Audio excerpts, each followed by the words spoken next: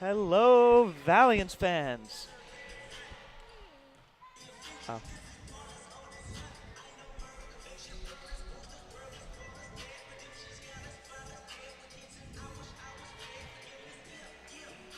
Hello, Valiance fans, and welcome to a Saturday edition of Valiance Basketball here on Alumni Day.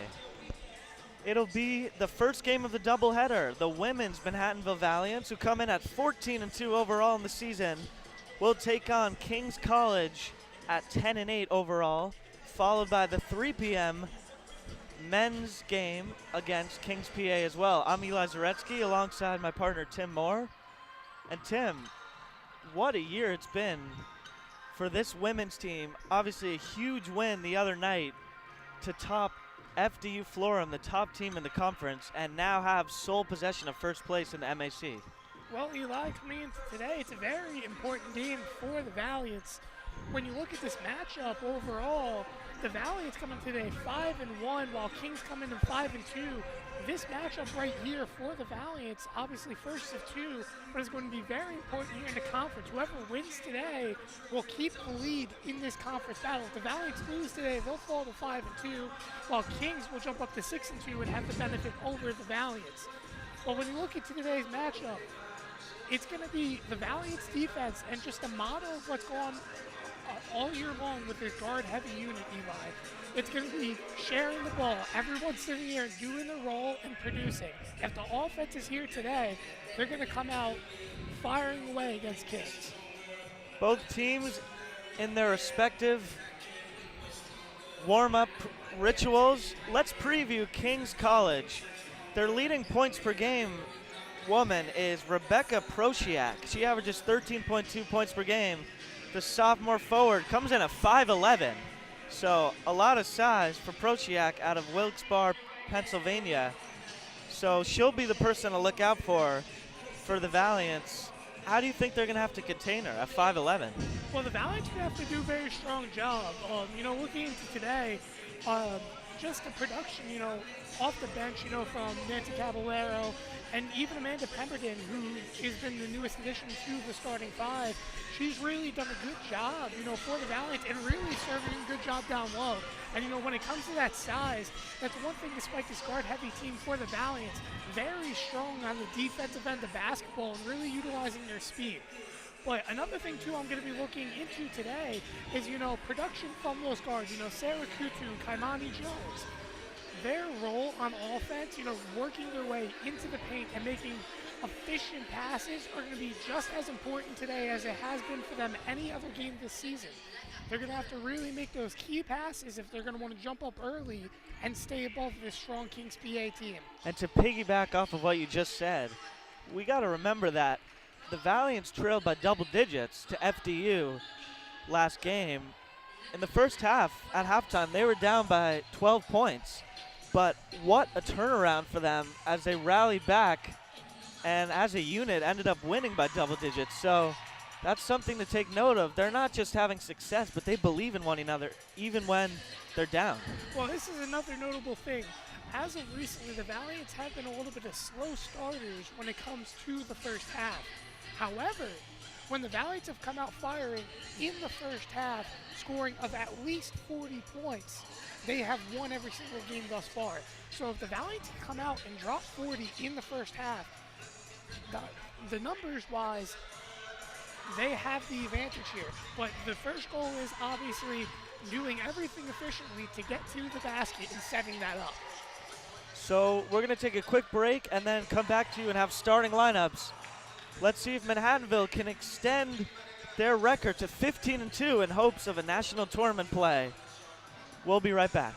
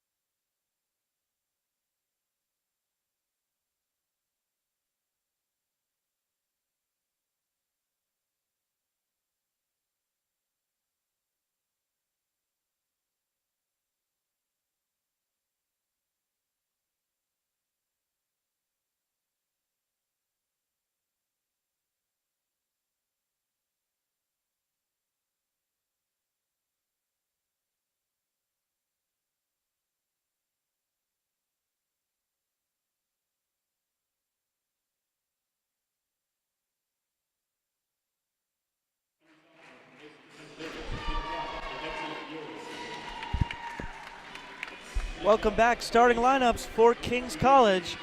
Number 5 will be Mackenzie Yori, the sophomore guard. Number 14, Kayla Dillinger, also a sophomore out of Belmar, New Jersey. Number 15, Olivia Hoffman, the senior forward out of Plymouth, Pennsylvania. Alexis Steerbeer, number 34, the junior forward. And lastly, their top gun, Rebecca Prosiak, the sophomore forward at 5'11".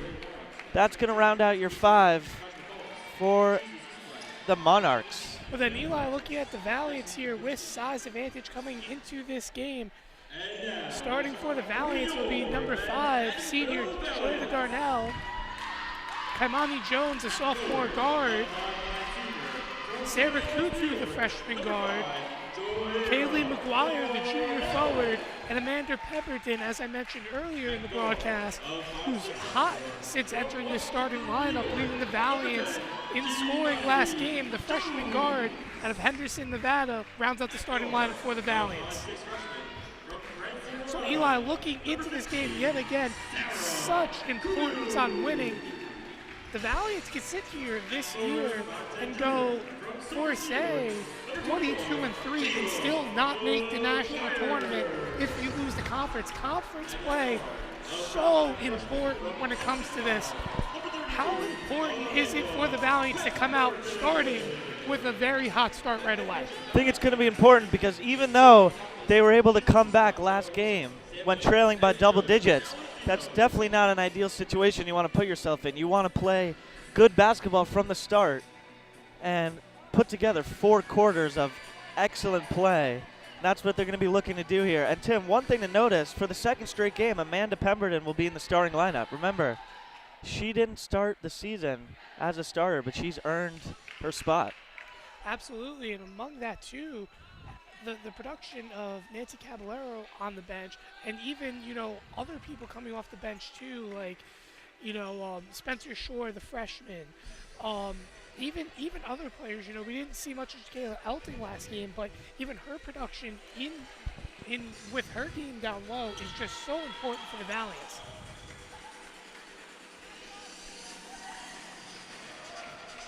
You want to play-by-play? You got it? So Kings College wins the tip, and we're underway here on Alumni Day here at Kennedy Gym. It's in the hands of Mackenzie Yori. Works it around to Dillinger. Up top to Hoffman. 14 on the shot clock. Stieber kicks it inside. Hoffman, the little spin move, that's way off, but it's going to be boarded. The shot clock doesn't reset. And we're going to have a foul, I believe, on McGuire here. It's going to be on Darnell, actually. So Darnell will pick up the early foul just 30 seconds into this one. And looking for her first points of the evening will be Stieber as she misses. Coming into today, Eli, I also have to mention Jordan Darnell's production on defense has been very essential for the Valiants. While has 26 steals, which is 3rd for the Valiants, she's 2nd in rebounds with 107. So Kutu will bring it up. First possession for the Valiants. Kamani Jones is going to have it. Great pass by Kaimani. She kicks to Darnell. Darnell can't finish. And here comes Kings College. It's in the hands of Dillinger. Mid-range pop is good from Hoffman. So an early 2-0 lead for the Monarchs. And the senior forward, who averages 8.8 points a game coming into today, gets the first strike here. Darnell not going to shoot the threes. That's not her game. She instead gets over to Kutu. Kutu attacks, draws the foul. Sarah Kutu, the impressive freshman guard out of Rhode Island, will look to get Manhattanville on the board here. And Eli, that's again another very essential thing for the Valiants. You didn't see as much as last game as the guards of the Valiants really, when it drove into the paint, worked it to the bigger women down low. Them coming in and drawing fouls are also going to be very essential against this Kings PA defense. So Kutu Gets the Valiants on the board. And she hits a pair, so the game's knotted up at 2. Full court pressure, Pemberton and Kutu trap, but they get it across. It's now in the hands of Dillinger. Kamani Jones, good aggressive defense early. Manhattanville is in man defense to start. Here comes Yori around the screen, can't finish. Jalsa for the rebound. Darnell tries to save it, but she'll tiptoe the baseline. So 7 on the shot clock for Kings PA. Good aggressiveness, Tim, from Manhattanville early on the defensive end. And actually correctly, I believe they're in 3-2 defense to start, and they're coming out really aggressive up top, picking up the Kings PA outside offense as they're a little bit weaker inside with their smaller unit. As it's boarded by Prosiak, but it'll be too late. They count it. Yep. Wow. To me, it looked like that clock was at 0. The ball was still in her hands, but they're going to count it. For the moment, 4-2, Monarchs lead.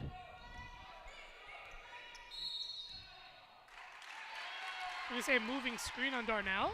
I believe so. Yeah, they will. And they're going to have to take her out because that's her second foul now.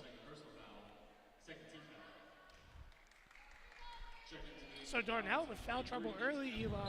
And that was a little bit of a story for the Valiants. Obviously, the reffing side of it last game wasn't necessarily on their side as far as foul-wise. You don't want to see your players get into foul trouble early.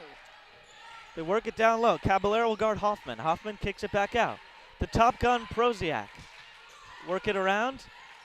13 on the shot clock. The drive, and we're going to have too many steps. Good defense by Pemberton there to cut her off. Full court pressure for Kings. Also notable, first person in for the Valiants, in for Darnell, is Caballero. And we're going to have a carrying violation on Kutu. Yori brought the pressure, and Kutu turned it over, so it's going back to the Monarchs. Just under 2.5 minutes gone here. First quarter here at Kennedy Gym. Looking to post up is Stieber, but she's fronted by Pemberton. It's now Dillinger. Now Prosiak. Prosiak against Caballero. Good defense. 11 on the shot clock. Dillinger, and we're going to have a tripping foul. And Eli, if you're Kings right now, you have to try to find a way to be as successful as possible in the paint. The size disadvantage a little bit hurting them as the Valiants are very physical in the paint thus far in the early going. As they get it down low, Caballero defends Hoffman. It'll be in and out, and we'll get a foul on, I believe, Prosiak after Caballero boarded it.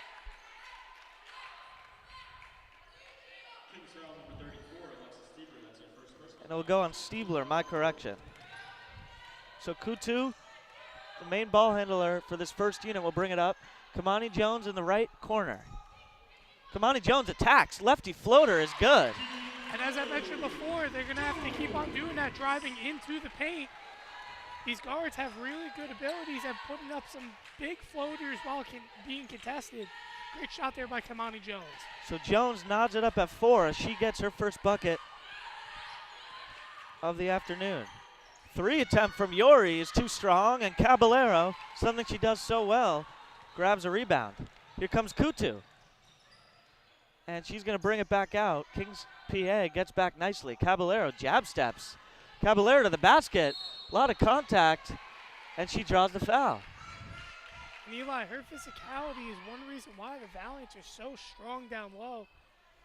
Also mentioning she leads this unit off the bench in double-doubles. Very big producer for the Valiants. She's going to get a lot of time with Darnell, having 2 fouls here in the first quarter. As Caballero is nothing but net on the first one. Substitutions for Kings PA. For the first time checking in will be junior guard Lindsay Dupree. And she'll replace Stieber, who will exit early. Caballero's second attempt is short. And just checked into the game is Dupree. She'll bring it up for the Monarchs. Eli, I believe Stieber also has 2 fouls, so that's two forwards on each unit now. Or say 1 forward on each unit that is in foul trouble early. As they work it around, here's Dupree. Good defense by Pemberton. 9 on the shot clock. Here comes Prosiak, their leading scorer. Lefty hook shot is good. And that's why she averages 13 a game, Tim. A pure scorer. Monarchs are back on top at 6-5 early. Kamani Jones takes a screen from Caballero. Now she hits Caballero. Pump fake. Gets in closer and nails it. Nancy Caballero showing off the fundamentals. Nice ball fake there and got herself closer, Tim, for an easier two. Oh, absolutely. And the Valiants continue to just take advantage of their size and physicality down low. They're going to live and die in that all day. They work it around to Dupree. Back to Hoffman. Hoffman guarded tightly by Caballero. 13 on the shot clock. Pemberton now on Dupree. Here's Hoffman to the basket. Gets the roll. So, Tim, they're getting into their offense. It's taking them a long time, but once they do, they're finding pretty good looks down low. Oh, absolutely. And as they continue, oh, wow, it's sharp. As we get an offensive foul, I don't know about that one. Dupree was in position, but it looked a little bit like a flop. Not much contact from Pemberton, but it's going back to the Monarchs. Substitutions. Out will be Dillinger. And in for the first time will be Rachel DeTore, the senior out of Asbury, New Jersey. 8-7 Monarchs lead. Yori thinks about the three. Dupree is going to attack, cut off nicely by Pemberton. They work it around to Hoffman. She's had a nice start. Yori trying to get it to Prosiak. McGuire's playing physical defense, 5 on the shot clock. And a kick ball, so it's going to reset to 15. Tough break for Manhattanville as they were playing tremendous defense for all 30 seconds of the shot clock, but a lucky break for the Monarchs. 15 on the shot clock. Dupree will inbound. Guarded tightly by Pemberton. And Eli, I have to say I'm impressed thus far by the Valiants. Yori being their leading three-point shooter, shooting 43%. She's been shut down today from beyond the arc and shots in general. As DeTore attacks and gets her own rebound, but I believe we have a shot clock violation. So Monarchs unable to get a shot off in time. It's going back to the Valiants, who trail by 1. 3:56 to go here. First quarter. Now we have a discussion, Tim. I'm not sure, because, Tim, we heard them, excuse me, I should say we saw them call a violation, but we didn't hear the buzzer go off on the shot clock. Coach Hazzy Michaelis is arguing for Kings that when the kickball happened, the shot clock reset to 15 seconds. She felt that they should have had more time due to that, but Tim, I think she was right, because that definitely felt like only 3 or 4 seconds before they called the violation. When the shot clock expired, there was about 8 seconds remaining on the shot clock. So, indeed, that should have been the case. Lucky break for the Valiants, but we'll take it. So they trail by 1. They get it into Kamani Jones, the sophomore. She gets to her strong hand, her left side. Guarded tightly by Dupree. Clears some space with the crossover. Now Kutu has it. Bounces to McGuire. McGuire is scoreless early. Now she tries to get on track, and right on cue, lays it in with the left hand. Tim, I think maybe she heard me. Well, took it to the basket. Her production is going to be another big factor for the Valiants. Obviously on that 10-point streak that she wants to continue, but her physicality down low has been a big factor for the Valiants defensively and offensively thus far in the first quarter. As Pemberton continues to play absolutely great defense on Dupree, but Dupree just muscles it by her. Nice move there by the junior guard. But also noticeable, everything is highly contested as the Valiants defense have been all over Kings. Pemberton takes it to the basket. That's no good. Caballero tries for it, but it last touches Nancy, and it's going back to the Monarchs.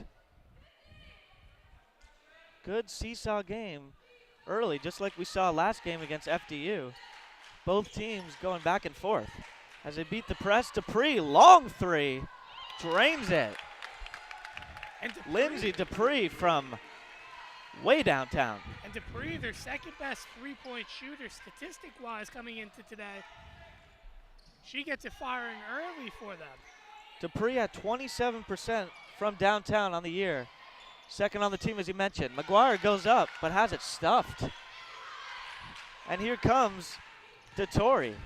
Dottori against Kutu. Oh, almost got away. I thought she took too many steps, but no call. Here comes Caballero. Kutu hits the deck. And we're going to have a reach-in foul, I believe, on Dottori, who hit the deck hard. No, it's actually going to go on Prosiak. So Kamani Jones will inbound in front of us. 13-19 Monarchs. I believe they're on the foul, actually, Eli. It was called off ball when Kutu got tripped up. Valiant's looking to do something here. Kutu attacks. Kamani Jones tiptoes the baseline, looking for someone. Shovels to McGuire for the layup.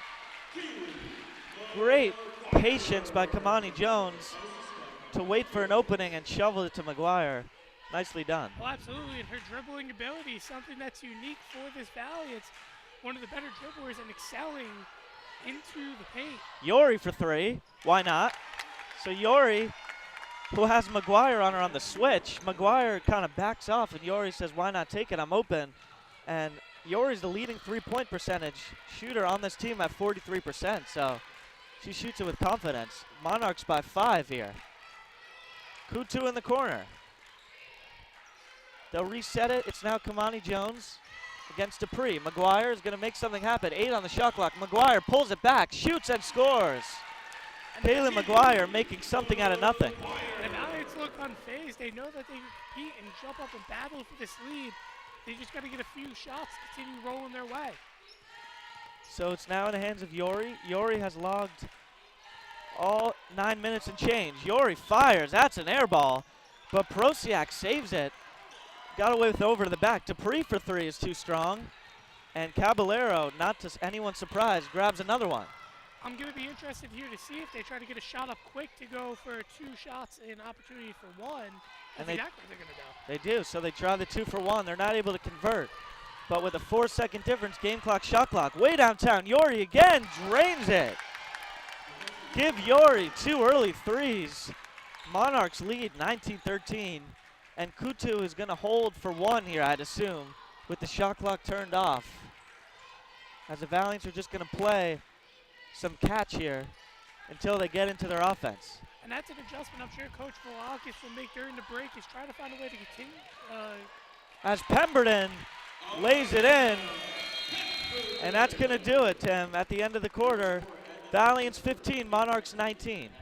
But as I mentioned just a moment ago, that Coach Volakis is going to probably do something here on the break just to try to find a way to maybe slow down Yuri a little bit from beyond the arc. She started throughout most of the first quarter, putting a lot of pressure on her.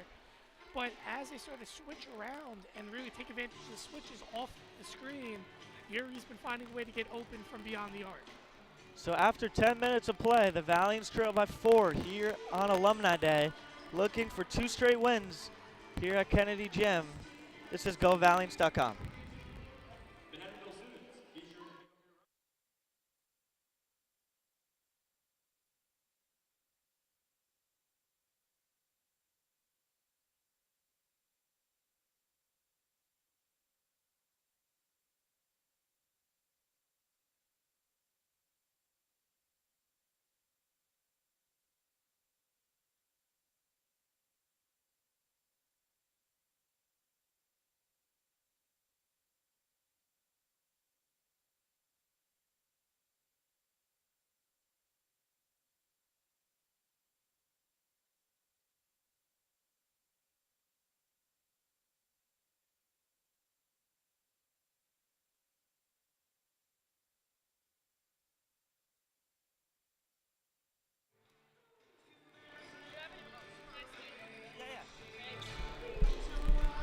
And welcome back to Kennedy Gym, ladies and gentlemen, as we are here for second quarter action. Coming into the second quarter, Kings PA coming out early, 3 of 6 from beyond the arc, Eli. As the Valley's working in the corner, McGuire has it up top, gives it to Kutu. Kutu works it down low. Caballero though can't get it to fall.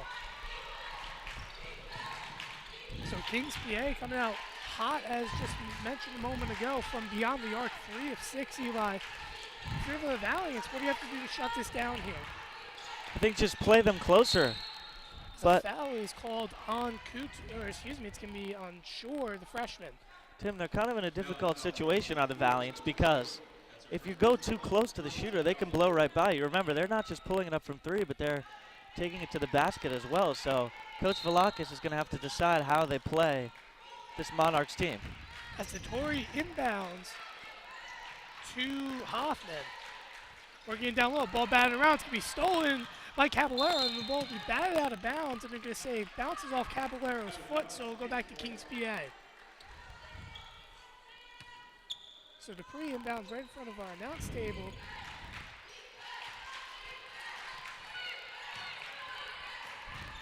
The screen's going to be set by Hoffman, working around from beyond the arc. Kings trying to potentially set up for another three-point attempt as a foul called on McGuire. Wow, I didn't see much contact there, but they're going to call it anyways. And the Valiants here in the second quarter, not even a minute and a half in, already have 2 fouls. But going to the line here for Kings PA will be Rebecca Prosiak. And Tim, just to point out, I actually thought Prosiak was a lefty because she goes to her left side almost every time, but seeing her shoot a free throw, she's actually right-handed, so perhaps she's ambidextrous. As Prosiak makes the second one, and that's her 5th point of the game. So Kutu will have it up top. Valiant setting a lot of off-ball screens, trying to get open. As Kutu drives, she'll think about it, and the ball's going to be deflected out of her hand. They're going to say it's going to be a turnover.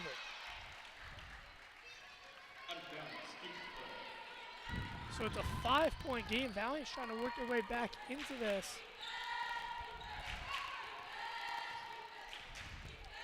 As Kings PA takes it across. Dupree has it. She'll kick it over to Hoffman. Now down low, looking, thinks about it, takes it back out. And Dupree will take control of it yet again, as she's getting a lot of screens. And Dupree drains a layup, but Prosiak set that up for Kings with abundancy of screens at the free throw line, Eli. Tim, it seems like almost all of their points are coming with 5 seconds or less on the shot clock. Manhattanville. It's McGuire, too hard. Rebounded by Kings PA. Manhattanville's only playing 25 seconds of defense. As a layup, fast break, can't get it to fall, was Prosiak, and the Valiants trying to go on a fast break. Shore takes it, hands it off to Caballero, and they're going to say she walked. So the Valiants also a little bit interesting, usually very fast down the court. It seems almost like they've slowed it down a little bit and taken more control of the basketball today, and I know they're down 7 in the early going here, Eli, but a lot less turnovers than what we're also used to seeing as well. Yeah, Tim, like I was mentioning before, they're doing a really good job of playing about 25 seconds of defense, but it seems like in 5 seconds or less as the shot clock winds down, the Monarchs are able to score, so Manhattanville's got to try to sustain it for all 30. And to give credit to Kings PA as well, doing a very excellent job slowing down this game and setting up shots for themselves. As looks like McGuire took a hand to the face there on the pass. It's going to be an offensive foul. So they're going to check on McGuire here. Looks like she's bleeding from the nose. Let's see if we got a sub, Tim. We will. Sam Milazzo, the senior, will check in, who hasn't seen many minutes, but she's a crowd favorite here from the Kennedy Crazies. Well, absolutely, and one of the stronger shooters for the Valiants as well. So with McGuire out here, hopefully she will be okay to re-enter. Maybe they could get her nose to stop bleeding. That's basically the main hope, as hopefully she can re-enter the court soon. And Kutu and Shore mopping up probably where there was a little bit of blood under the basket, just to make sure there's no injuries. You just hope it's a little bit of a nick and not a broken nose. That's the last thing you want to hope for. So anyways, Kutu will have it up top. gives it to Elting. Kutu in the corner. She drives into the paint, tries to pass it out to Milazzo, but can't get it to go as it's turned over. And Kutu on the floor now in the backcourt. Sets open, a wide open 3-ball, and it's drained by Dillinger. So the Valiants are at a disadvantage there, Eli, with Kutu tripping up. That set Dillinger wide open in the corner, and timeout taken by the Valiants as they trail by 10. The Kings Monarchs lead it over the Manhattanville Valiants 25-15, 6:49 remain here in the second quarter. And fans, just a reminder, check out the Cobblestone down the road on Anderson Hill Road. It is the official sponsor of the Manhattanville Valiants. Enjoy great food, drinks, a great atmosphere, and such. Don't forget to check out the Cobblestone down the road on Anderson Hill Road. And most importantly, an excellent family place. A great place if you're looking for a family fun, just a nice quick meal. Very nice place to eat. But anyways, Shore will get the inbound here, coming off the timeout. Shore's role going to be essential. She's very good from beyond the arc as Milazzo has it. Milazzo's ball will get deflected, and we're going to have a foul here. As we have an off-the-ball foul, I believe it's going to be called on Sarah Walbert, the sophomore forward out of Columbia Crossroads, Pennsylvania. So Shore has it up top. She kicks it over to Kutu. Valiants looking for something now as Elting has it. Shore now. Valiants working it from beyond the arc, not as much in the paint. It's Milazzo doing a little bit of calling for it. As now Milazzo will set a screen. Kutu driving, needing to get a shot, and they're going to say it's a charge. Tim, it's been a rough start for the Valiants. It seems even when they try to attack the paint and make something happen, they're either not able to finish or, like we just saw there, getting called for personal fouls. And now Kutu's going to have to sit with 2 personals as well. And I was just about to mention that as Kaimani Jones will come fresh off the bench after getting a little bit of rest. She has no fouls on the day, so she's going to really serve as a key guard here for the Valiants as they try to cut down this 10-point deficit. Looking around, 3-ball taken off the mark though, and it's going to be rebounded by Elting. Dupree thought about really taking a big shot there to put them up 13. That was a really good rebound by Elting. She skied for that one. So Elting working away into the paint, using some physicality. Milazzo battles for it. She can't get it. It'll be rebounded by Kings, taking it down the court. I believe it is Proziak. Oh, excuse me, no, it was Dillinger as a 3-ball taken, rebounded by the Valiants as another 3-ball was taken by Dupree there. As a drive, and the foul called, and I believe that's going to be an and 1, and it is. Will be. So going to the line for the and 1, Nancy Caballero.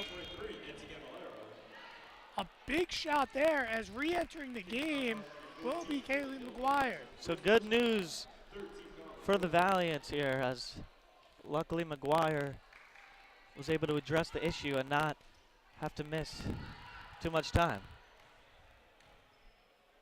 So the and 1 attempt by Caballero, who's a decent free throw shooter but can't get it to fall. And McGuire immediately making a difference, Tim, getting her hands on that offensive rebound and giving the Valiants another chance at it. Yep, so the ball will stick with the Valiants here. Trying to inbound it, Shore will get it on doing a great job there, going to the ball. Down low to McGuire, and her first seconds of entering the game give her 2 more points. That's now her 8th, which leads the Valiants. Valiants trail by 6 with 4:55 remaining here in the second quarter.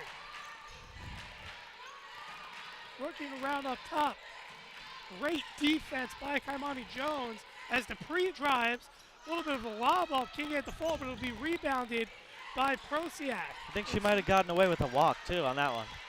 Hoffman there on the rebound. as Yori has it. Yori kicks it back out. Hoffman will have it as they work it around. They're still setting screens from the free throw line, Eli, to set up that 3 ball.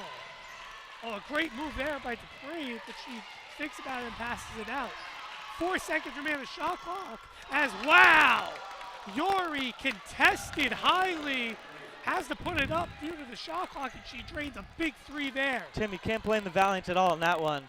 That was just a great shot. But that was good defense all around. And she puts the deficit for the Valiants back to 9 as Kaimani Jones looks into the paint. Elting with a big shot there. And that's Elting's first points of the game, and that cuts the lead back down to 7.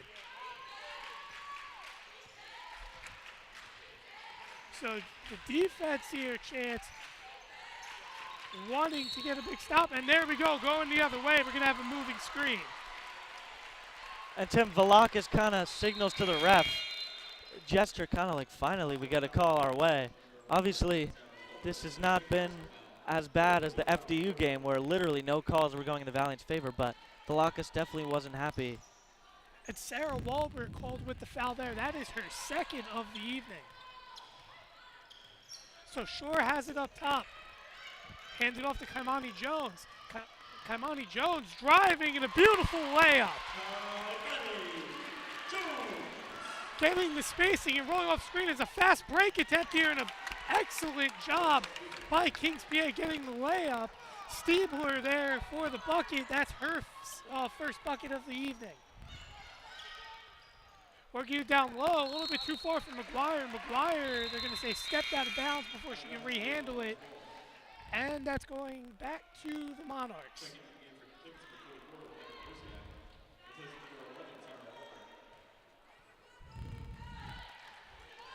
So the Monarchs have it here, 2:54 remaining. It is a 7-point game. Down low, great move by Prosiak. She can't get the full. Caballero battling for Great save by Caballero. And Shore has it. Shore trying to drive it into the paint, kicks it out to Kaimani Jones. Jones kicks it out with 2 people in her face, and Elting with a beautiful jumper to get this lead down to 5 for Kings. As Prosiak in the paint, great stuff by Elting. And it's going to be off of Kings PA. How about that, Tim? So a great job by Elting using her size to her advantage, putting the hands up and not getting a call, stuffing it. And now we're going to have a timeout taken, I believe, by Kings here. It will be. So the Monarchs getting a little bit fearful, sensing a run from Manhattanville, want to stop the momentum. But Elting immediately making an impact, knocking down the jumper and then the big block. And not only getting the block, but hitting it off of a Monarch player. And the Valiants yet again coming off a little bit of a slow start in the second quarter. However, as similar to the past few games, fighting their way back, ladies and gentlemen. 2:23 remain in the second quarter. It is a 5-point game. Kings PA leads it 30-25.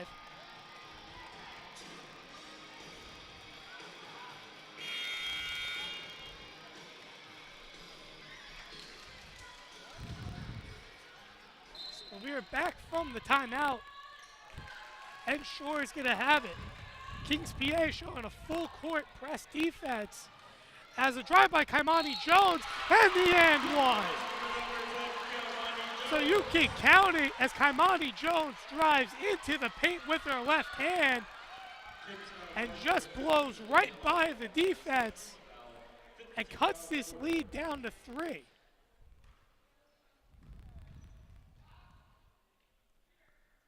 As the and one attempt, can't get the fall. Caballero almost got in for a rebound. As the Valiant's gonna steal. Great job there by the freshman Shore. Big steal there for her. Down low, Caballero. Kicks it to McGuire. McGuire drives. A little bit of contested pressure. Oh, great steal by Kaimani Jones reading it. She goes into the paint, passes it off to Caballero, but it's gonna be stolen, and they're gonna say there's a reaching foul. Foul going to be called on Kaimani Jones. That is the Valiant's 4th of the half, or I should say 4th of the quarter, compared to Kings PA's 5 fouls. You definitely see the energy picking up, though, for Manhattanville. And it's a good thing to see as halftime approaches. They have the energy edge. And the Valley's doing a good job. Another There's a steal for Kaimani Jones. Gives it to Caballero here on the fast break. Caballero drives, can't get the roll, get their own rebound, and she finishes. So Nancy Caballero getting a big bucket there, cuts the lead down to 1. That's her 5th point of the evening. As down low and drawing the foul is Prosiak. She'll go to the line for 1 as she finishes there on a big play. Foul there called on McGuire. That's her 2nd. And Sam Milazzo will re-enter the game for McGuire, who's in foul trouble. So Prosiak, a 65% free throw shooter coming today. Can't get to the phone. That's going to be rebounded by Milazzo. It's a 3-point game, 1:10 remain. Valiant's trying to get back to the lead here. As Caballero has it up top. Ball's going to bounce off the leg of Prosiak. As Milazzo down low, she can't get it to fall. She tried to get it off a spin move. Shore on defense. Shore getting a lot of minutes here in the half due to Kutu in foul trouble, and Kaimani Jones draws a foul on Prosiak. So Prosiak, that's going to be her 2nd of the game here. And Kaimani Jones will go to the free throw line here for a bonus. Actually, they're going to call it on Wolbert. So that's Wolbert's 3rd of the quarter. Lucky break for the Monarchs as Prosiak's their top gun at 13 a game. As Jones can't get it to fall, Wolbert, as mentioned before, will get substituted out as she's in foul trouble. Coming in for her will be Aaron Schmidt, the junior guard out of Avoca, Pennsylvania. As the 2nd one, like Kaimani Jones, also doesn't fall, and it's going to be rebounded by Kings. Playing strong defense, though, as the Valiants is there all over Dupree. Elting playing strong, trying to not allow a 3-ball. As Kings tries to work it around in the corner, there's going to be a travel call. Too many steps for Kayla Dillinger. And the Valiants get it back with 30.5 seconds remaining. Most importantly, too, they have to get a shot up as literally 0.5 of a second differential from the shot clock and the game clock. As down low, Caballero tries to get it. It's going to be stripped out of her hands. 15 seconds remain here in the half as Kings Bay tries to slow it down to take 1 shot here. Prosiak has it. She'll give it out to Yori. Yori goes off the screen, puts up a layup under contest, and that's going to end the half as she couldn't get it to roll. So at the end of the first half, ladies and gentlemen, Kings PA leads it over the Manhattanville Valiants 32-29. And I'll tell you, what a half thus far as the Valiants working their way back into this game yet again from downtown. Impressive momentum run for the Valiants. They still trail by 3, Tim, but you definitely see the energy shifting their way, and especially on the defensive end. Obviously, they can't get shots to fall on offense, but you got to praise the defense from Kings PA. They're challenging every shot at the rim.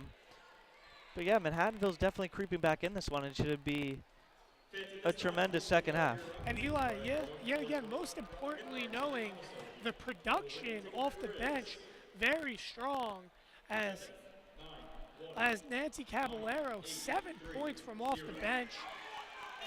She continues to lead this Valiants unit with bench points, and notably knowing that she leads this unit with double doubles. She's really spent a lot of time compared to Pemberton, who's been in a little bit of foul trouble, among with Sarah Kutu, who Spencer Shore, the freshman. She may not have points here in the half, but I'm going to tell you what, Eli, her production's been very essential for this Valiants unit. Definitely has. So going in the second half, one more thing I also want to mention, Kaimani Jones. Kaimani Jones, the sophomore walk-on, really going very strongly in the paint for the Valiants. How important of a factor is she going to be in the second half? Definitely a big one. Obviously, her and Kutu, who's been in a little bit of foul trouble, are the main ball handlers, along with Spencer Shore, who comes off the bench. And Kamani Jones is just, she has a real feel for the court. That's something you can't teach. She has an IQ for the game and a patience and an ability to set up her teammates that you can't teach. It just comes naturally. And one more thing before we go to the break, Eli. What do the Valiants here have to do to not only now work their way, I mean, they're only trailing 3 points, but work their way into the lead and basically keep a lead if they can get that? Keep playing the way they're playing. Obviously, we mentioned they've been playing about 25 seconds of the shot clock of defense rather than 30. So ideally, we want them to be able to hold them for all 30 seconds. But you got to credit Kings PA. Manhattanville's not playing poorly. Kings PA is just making shots, and they're making defensive plays. Oh, absolutely. So what defensive adjustment do you think the Valiants have to make to really make these stops? Because obviously Kings PA coming out shooting excellently, arguably from beyond the 3-point mark. I think I don't see any adjustments. I think the Valiants are doing a great job. It's just you got to tip your hat to better offense. Well, absolutely. And again, just to mention before we take a break here, ladies and gentlemen, how important this game is for both sides of Kings PA and the Valiants. Whoever wins this game will take sole possession, as of the moment, of the MAC conference. So, ladies and gentlemen, we'll be back in a few moments as we get ready for second half action. I'm Tim Moore alongside my partner Eli Zaretsky. You're watching GoValiants.com. We'll be back for second half action in just a moment.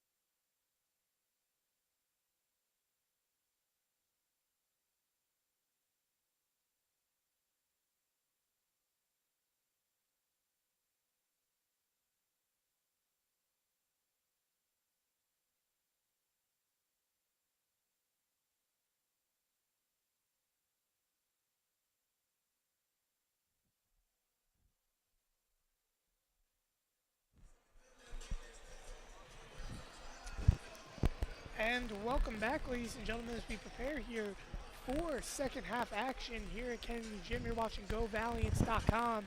And Eli, as we mentioned before the half, Kings PA coming out very, very strong thus far.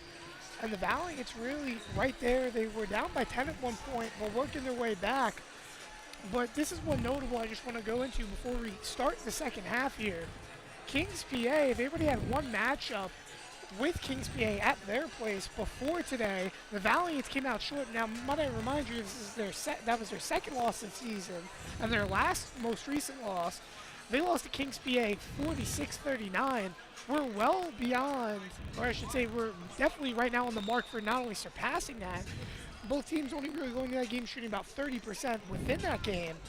Shooting about above 50% here is Kings PA, and the Valiants shooting Kings PA shooting 44.8%, and the Valiants coming in, believe it or not, shooting 52%.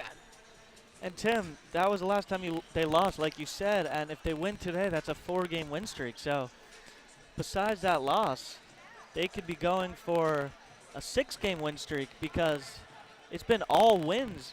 It's not even 6. It can go back as far as we can remember. Their last loss before that came on November 18th. Oh, absolutely. So and the Valiants really need this win more than anything.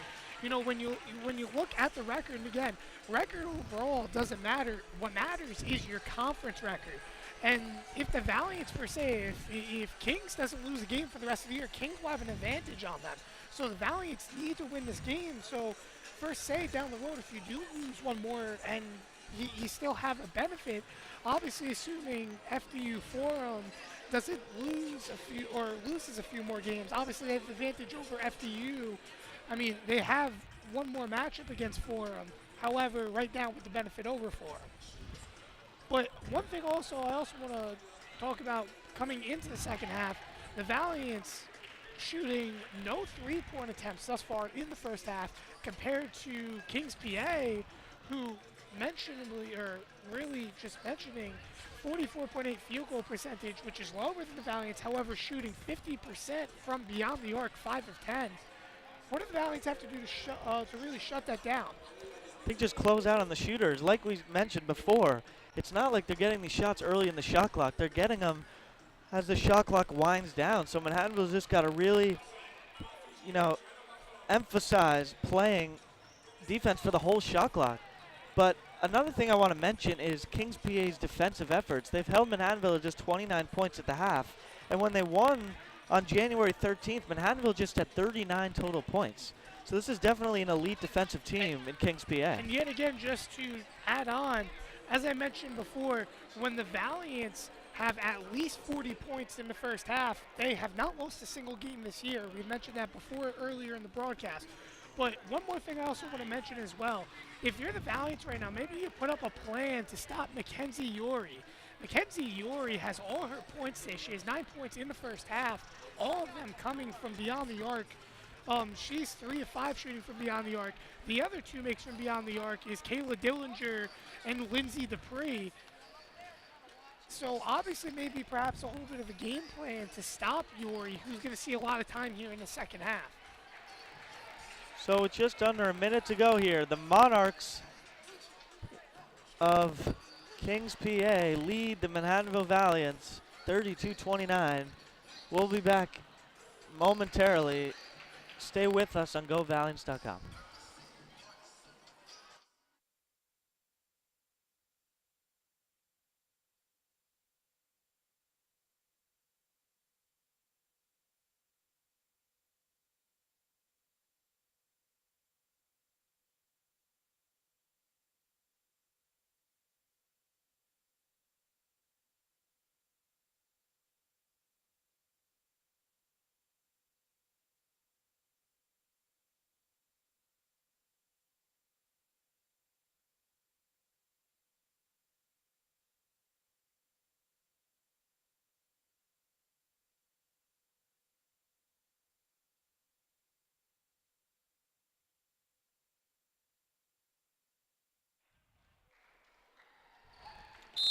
Second half action here.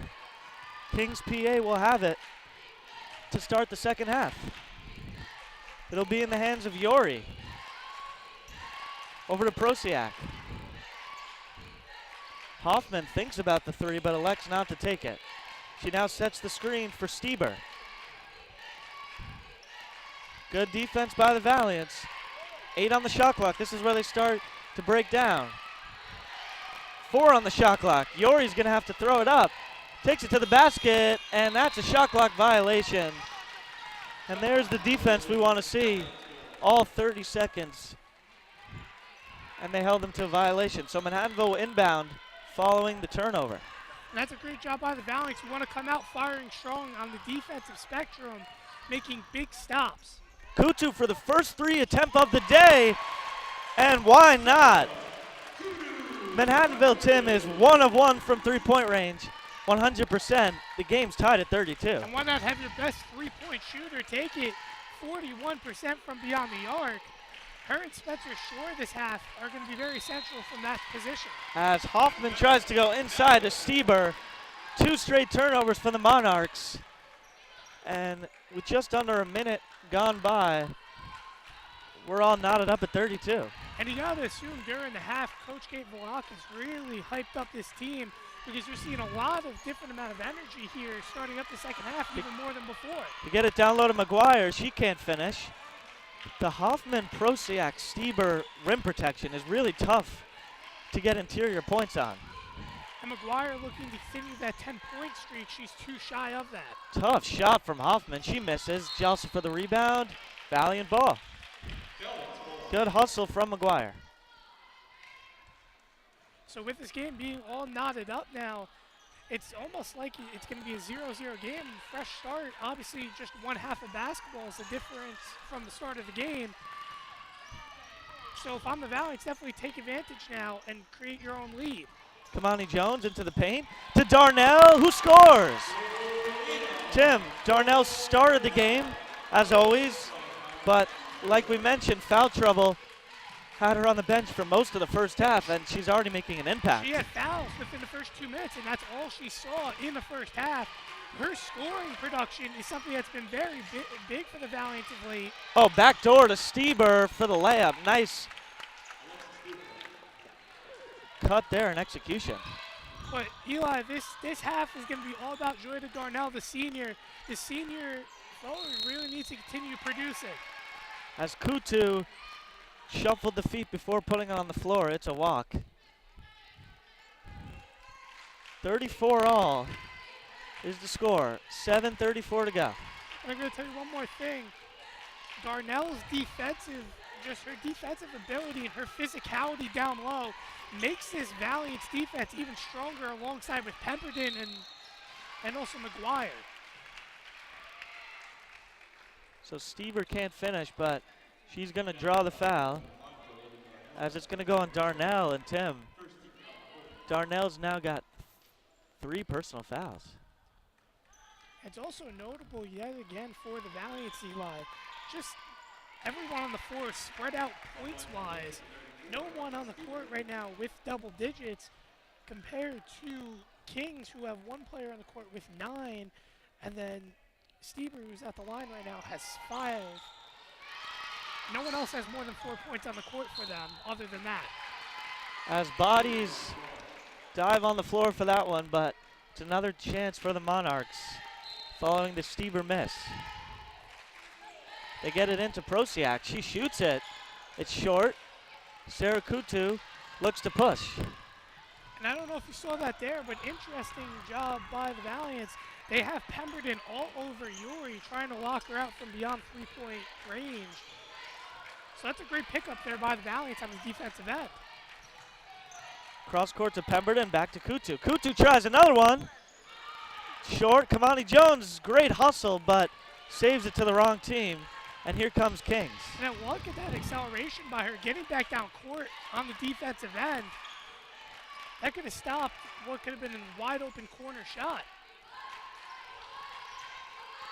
So it's back in the hands of Yori. They're trying to work off-ball screens here. They're posting Hoffman. They get it in. Darnell almost picks up another foul. That was risky, but it's a turnover. Here comes Kutu. Attacks. Kutu is going to go to the line for 2. Weird fall after the foul, but Kutu's okay, And fortunately. And Kutu, she made her first 2 free throws of the day earlier. She goes to the line 72% on the year. As Sarah misses her first, Spencer Shore will check in for Kamani Jones. On the floor for your Valiants, you have Pemberton, Shore, Kutu, McGuire, and Darnell. And back in for Kings PA will be DeTore, and Shore replaces Stieber. So Tim, Kings PA has two really good options in Dupree and DeTore off the bench for them. Both starter level players. Well, what's similar about both these units is that they have production off the bench, and that's going to be something that's a very big factor in one of these teams. Oh, wow, they called a foul on Darnell. Wow, so 4 fouls, Tim, on Darnell. Velakis elected to leave her in the game and take a risk, and she had 3 personals, but now with 4, she's clearly going to have to exit. Caballero will check in for her. This is going to hurt because you're not going to see many more minutes, and her factor and physicality is going to be very important, but we're going to have to wait till the 4th quarter more than likely to see her yet again. As Proziak gave her 8 points on the day, 5 short of her season average of 13. And the Monarchs are back up by 1, 36-35. 6:04 to go here, 3rd quarter. It's also notable Spencer Shore is in the game for Kaimani Jones as well. 2 out of 2 for Proziak. So if I'm the Valiants here, Eli, I'm just looking maybe for a 3-point shot. You have 2 of your best 3-point shooters on the court right now with both Kutu and Shore. If you set up a play for them, I think they can make something happen, rather if it's contested or open. McGuire draws air. I don't know if that was a shot or a pass. It appeared to be a shot. And here comes Kings PA. DeTore. Hoffman has been posting up all day. They try to get it to her. They do. The southpaw is cut off by McGuire. 18 on the shot clock. Pemberton guards DeTore. They work it around. Proziak kicks it out. Hoffman straightaway 3. Well to the left. And those are the shots, Tim, that the Valiants want Kings PA taking. Here comes Shore. Dangerous pass, but Kutu recovers it. Oh, Caballero. Oh, it's a turnover. That actually should have been a kick ball there, even though no one had possession. Surprised that wasn't called. Oh, great strip by Kutu. Kutu's going to push. Kicks to Shore. Back to Kutu. And Kutu Almost got away with a walk. is going to get closer and take a mid-range pop-up miss. Caballero cannot corral it. And DeTore is just going to attack all the way. Oh, she got away with the walk. Oh, absolutely there. That was a good 4 steps. Surprised there was no call. Perhaps they thought she didn't have possession as she was kind of jumbling the ball. But Great screen. that looked like a walk. Yori in the basket, can't get it to go. Hoffman using her length, can't get it to go. And Caballero with another one. Caballero is going to have to serve a purpose as a guard in this situation. That's going to be a timeout.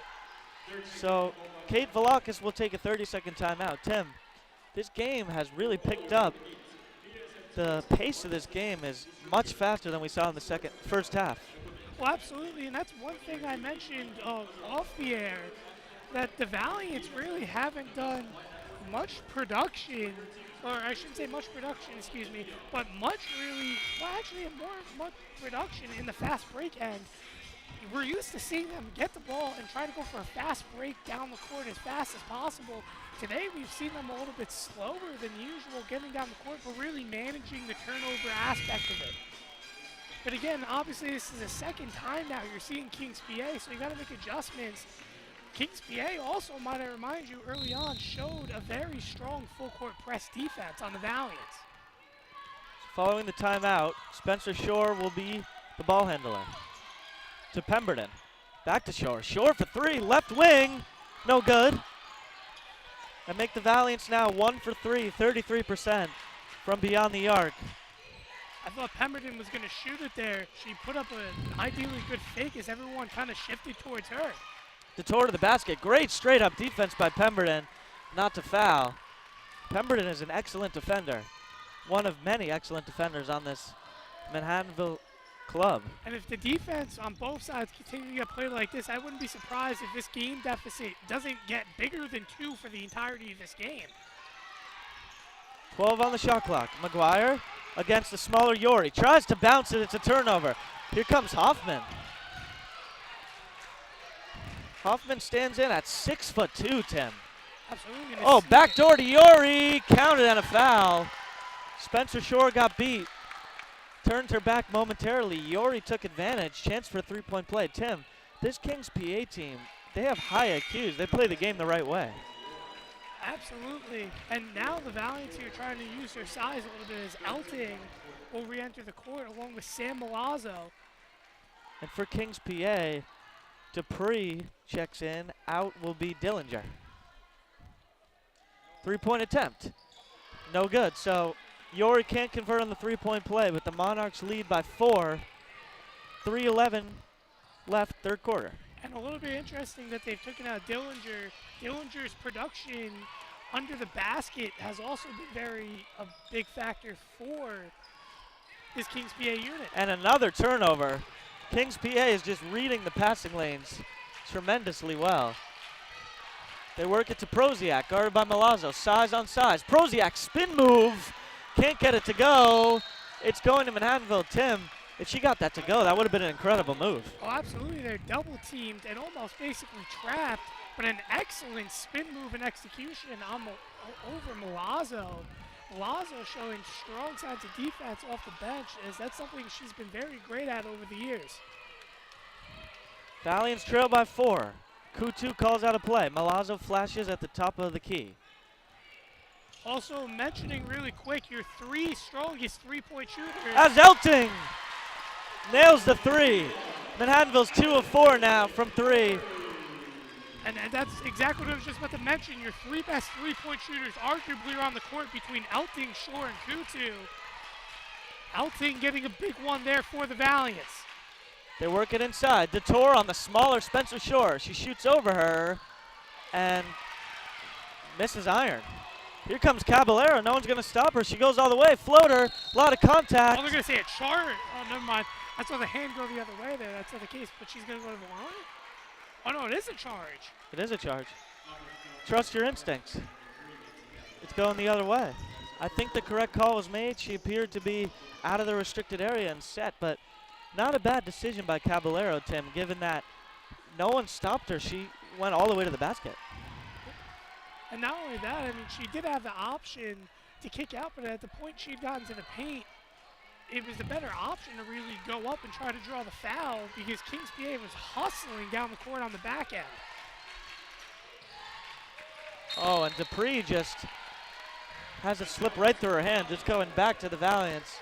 This has been a turnover-heavy second half. Both teams not taking much care of the ball. And this game's a nail-biter, ladies and gentlemen. It's a one-point game. Caballero to Shore. Shore thought about the 3, but that's not the Valiants' game. They don't attempt many 3s. Milazzo reverse layup. That's a tough shot. Dupree's all over the board. And I'm telling you right now, if I'm the Valiants, I'm setting something up for Elting in the corner. Elting has a very good three-point shot from that area. I wouldn't be surprised if she gets some space to take another one. Milazzo in the passing lane, but it gets oh, wow. Porciak. Milazzo got whole ball there. The crowd can't believe it. Coach Velakis can't believe it. But I don't think the refs care what anyone believes, as the call is a foul, and Porciak's going to line for 2. And that's the Valiants' 5th of the quarter. It's going to put them 1 away from putting Kings PA in the bonus. So compared to Kings PA, Kings PA's 1 foul this quarter, that's a big difference. Porciak is now in double digits with 10.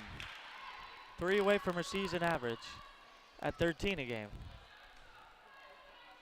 Porciak's second attempt is good. And this lead, ladies and gentlemen, hasn't gotten bigger than 3 this entire third quarter. So Monarchs back up by 3, 41-38. Shore to Kutu. Just under a minute to go. Third quarter, Caballero catches. Shore thinks about it. Nice pass to Caballero. Caballero can't finish. It's tough with Hoffman's wingspan. She comes in at 6'2". Extremely tall for Division III women's basketball. And I'm going to tell you, this game is all one possession. It's going to come down to who makes a bigger mistake.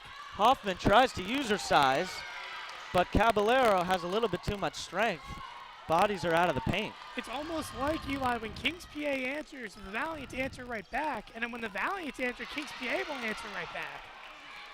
As another turnover for the Valiants. Shot clock turned off, 14 seconds here. It's in the hands of Detour. Detour has no points on the day, but she's been productive. Step back, pump fake, three on the shot clock. Porciak at the buzzer, no good. Manhattanville's lucky there as Porciak missed a point-blank shot. Not only that, the Valiants should be lucky that Porciak took something down low, sitting wide open. I mean, absolutely uncontested in the corner was Yori. She's the last person you want to see from beyond the arc wide open. That's absolutely right. She's their leading three-point percentage shooter at 43 a game, 43%. So after three, Valiants 38, Monarchs 41. Valiants trying to avoid going 0-2 against Kings PA this season.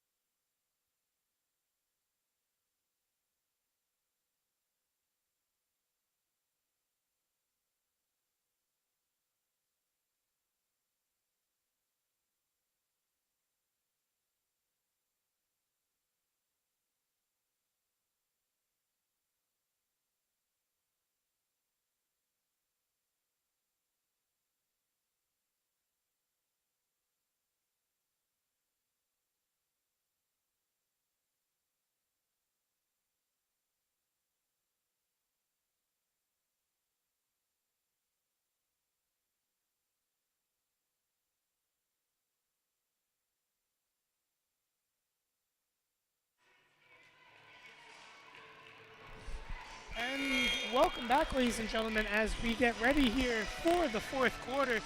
It is a nail-biter, a three-point game. Kings PA leads it 41-38 over the Valiants. The Valiants will start the fourth quarter here with possession, as Kutu is going to inbound the freshman Spencer Shore, and we are underway here in the fourth. So Kutu will have it. She'll kick to the corner to Milazzo. Soon the Valiants, and that's going to be a travel on Elting. And the ball will go right into the hands now of Kings PA. So you got to assume for the Valiants right now giving a break to Darnell due to being in foul trouble. You got to assume with about maybe 5 minutes remaining, you'll see her back on the court along with Kaimani Jones. As Valiants here playing tough defense. Great defense there by Elting. Driving into the paint. Fading back, not being able to get it to fall was Detour, but it's rebounded by Kings PA. Up top, Yori has it. Yori will give it to Hoffman as they work it back around. As Yori has it again. Now Dupree driving. Taking a little bit of contact, and there's going to be a foul on Elting. So that's going to be Elting's first foul of the game. As the Valiants and both Kings PA have been swapping back and forth foul-wise of who has the most fouls in each quarter, as the first attempt is off the mark.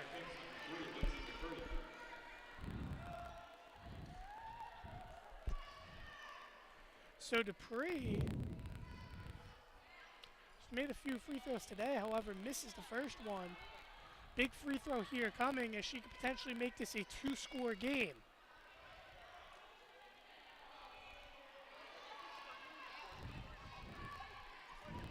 As the second attempt.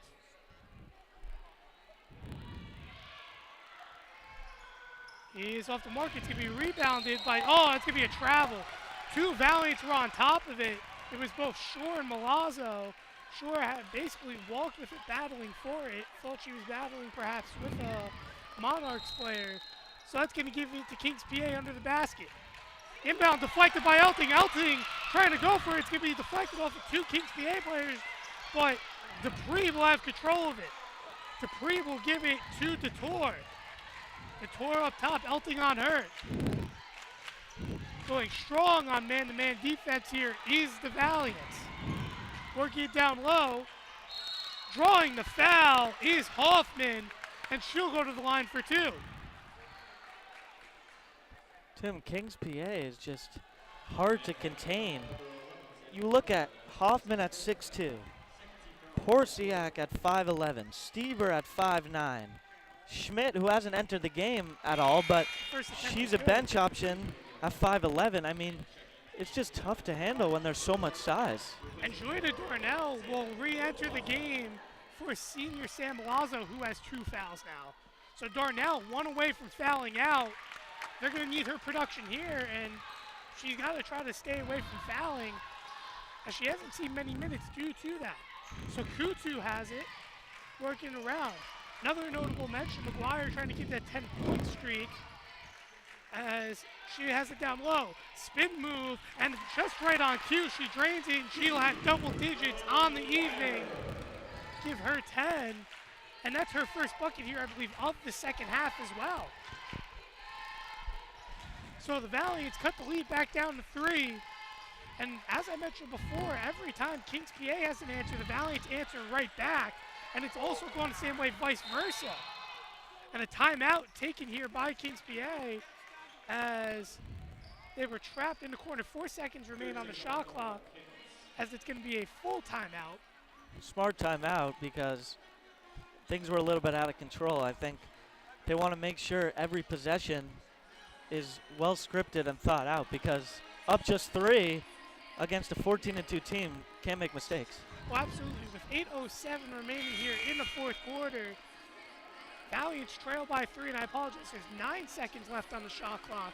However, that trap situation could have been very big, because that could have set the Valiants up with a big fast break. They would have had a 3-on-1 advantage.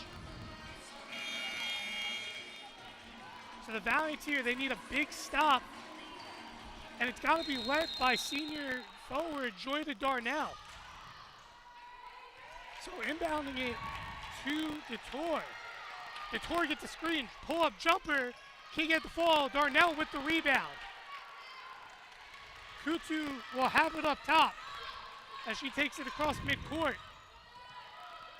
Into the corner for Shore. Shore trying to look down to McGuire, but can't get her as they kick it back in the corner. Shore drives, bounce past McGuire, it's off the mark. Darnell fights for it, and it's going to be a jump ball that goes in possession of Kings PA. These are good ideas by the Valiants to try to kind of slip the bounce pass in there, but Kings PA is just reading it nicely, and they just collapse onto whoever tries to receive the bounce pass. And ladies and gentlemen, just to mention, last game against these two was a 7-point differential with Kings PA getting the advantage here. Both teams want to on top of their conference and want to go to this national tournament. As Kings PA working around up top, Dupree has it. Dupree for 3. That's going to be airballed and going back to the Valiants. A great take, though, by Dupree. She has 1 big 3 on the day. And substitution now in for Kings PA. Dupree will come out.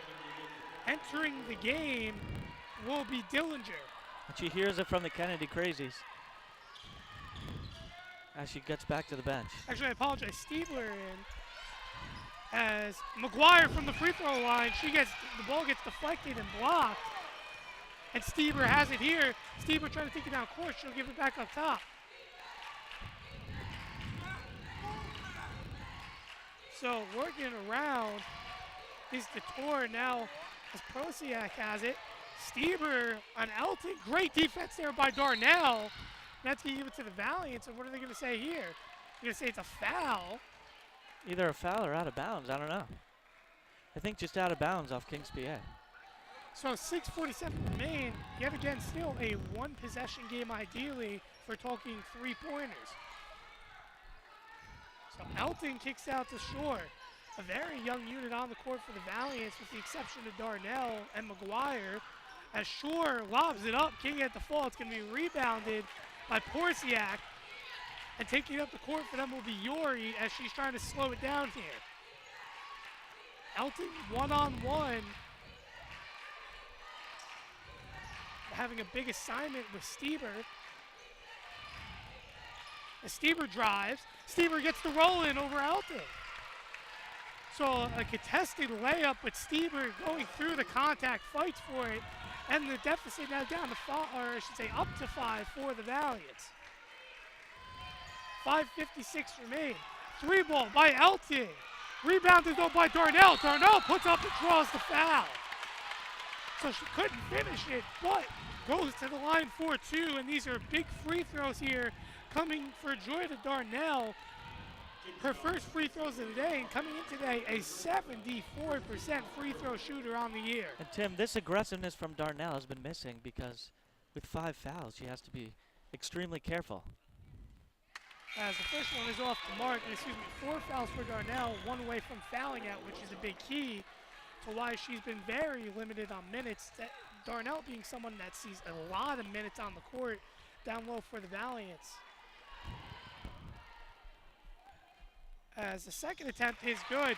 So substitutions also coming for the Valiants. Kaimani Jones enters, Amanda Pemberton and Nancy Caballero all on the court, alongside with Sarah Kutu and Joy to Darnell, as I assume giving some other players like Kaylee McGuire a little bit of a break before we get into these closing moments.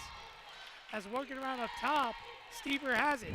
Stieber on Pemberton. Pemberton playing strong defense, rebounded by Hoffman. The ball's going to be loose, as I believe that was a great defensive play there by Caballero that set the ball going backwards. Now a timeout taken by Coach Velakis.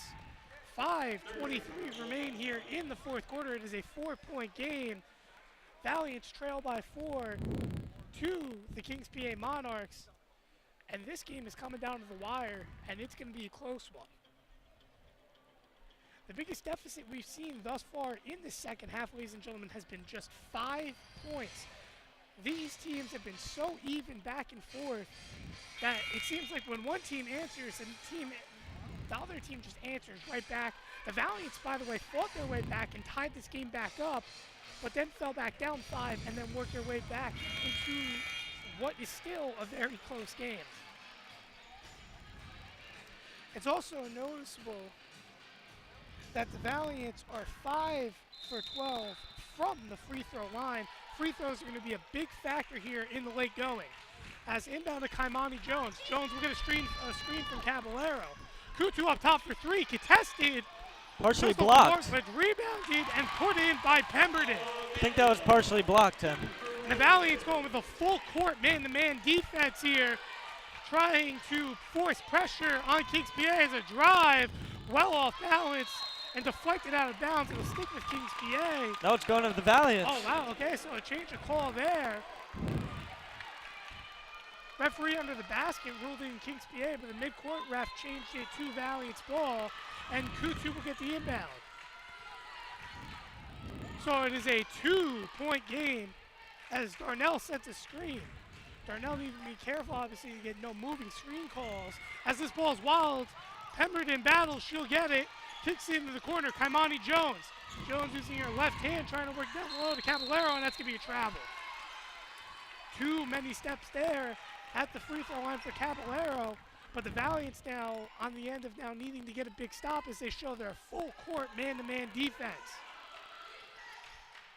As on top of them you have Darnell and Caballero in the backcourt, making sure that no one gets to the three-point line or beyond on the opposite side.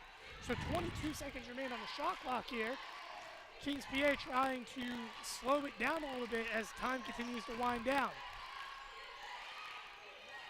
As the ball is deflected out of bounds by Darnell, great defense by her there.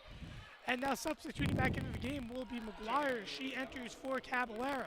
Not only was that impressive defense, Darnell just saved a basket. If she didn't deflect that, that was an easy 2 for the Monarchs. Well, absolutely, and her defensive presence is very important as Darnell going up. Can't get it into the corner. Noticeable, too, the Valiants have their starting 5 on the court. That's the first time we've seen that since the first 2 minutes of the game. as a 3-ball with shot clock expiring taken by the senior forward Hoffman.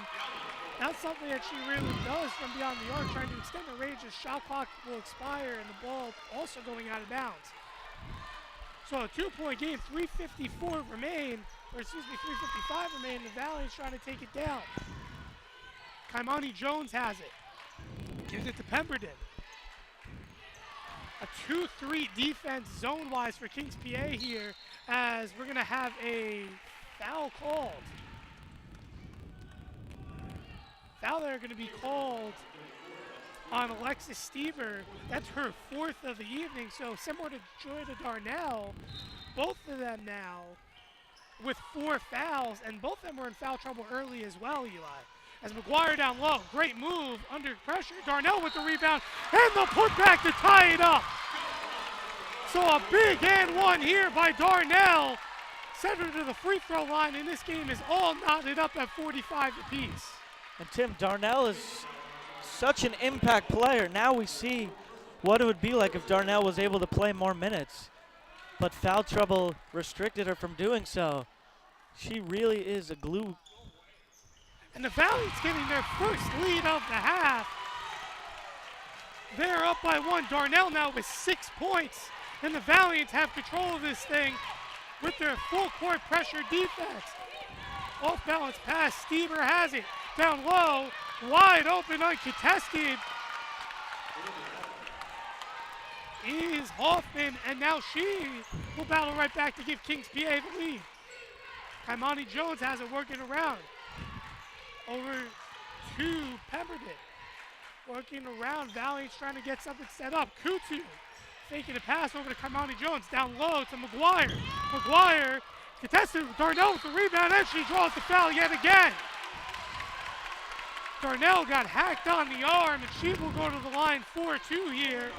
2:54 remains, and 2 big free throws upcoming for the senior forward.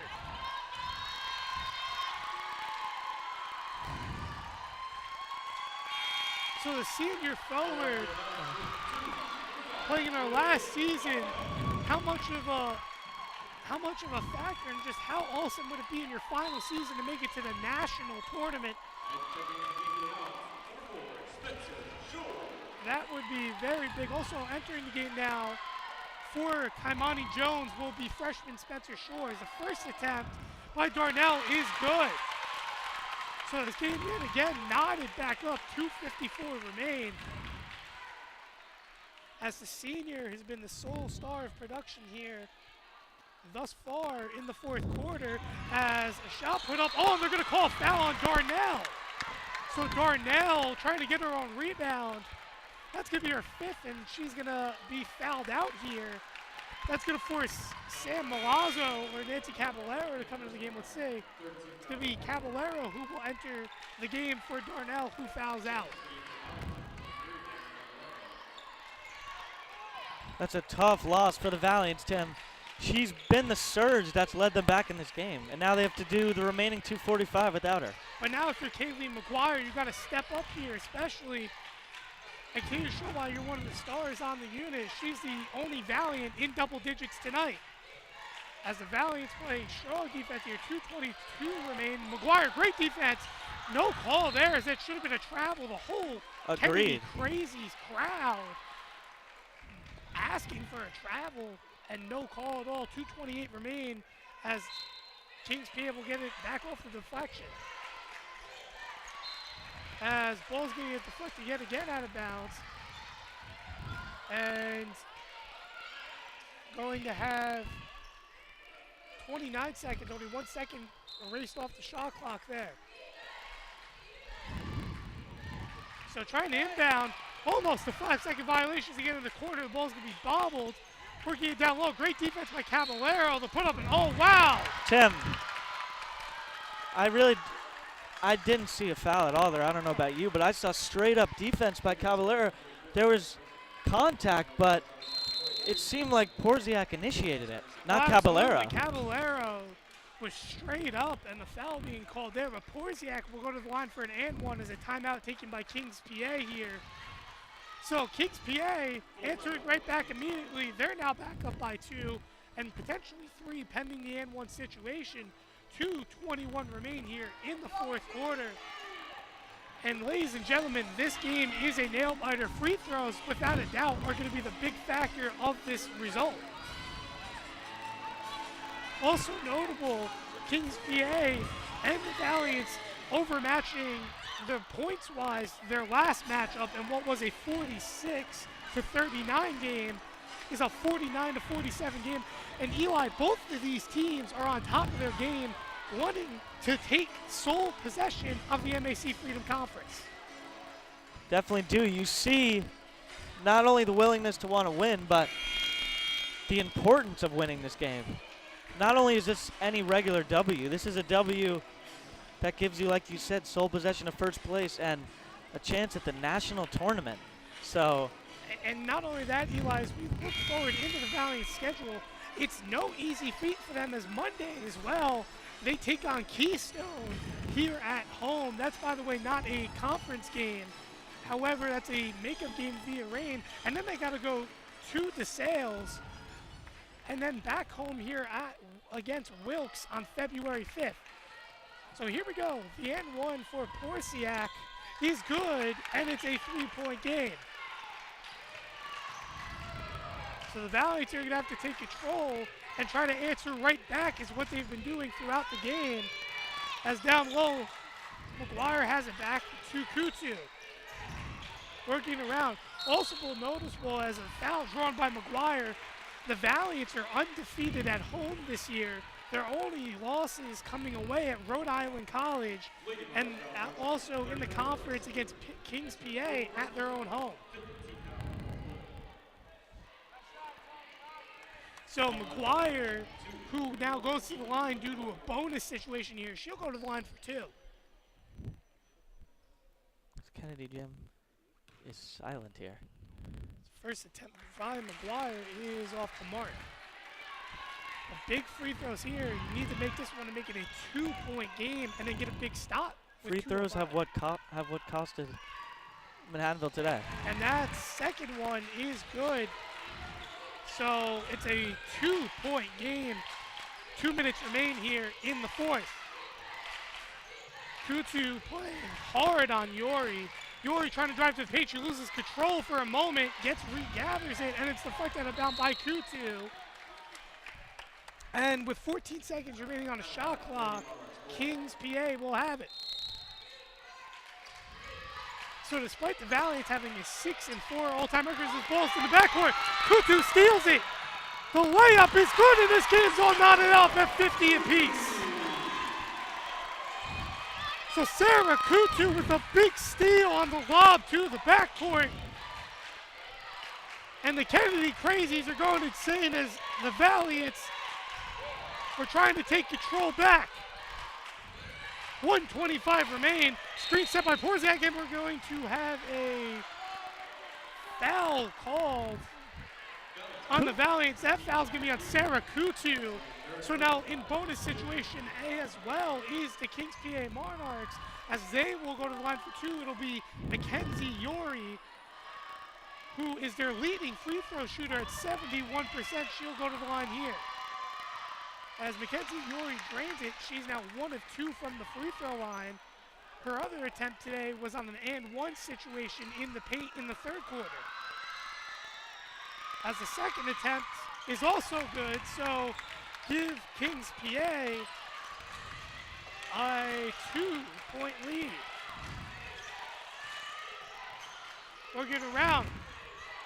McGuire gives up to Pemberton. Pemberton over the corner for Shore. Shore for 3. And the freshman makes a big one. Spencer Shore drains it.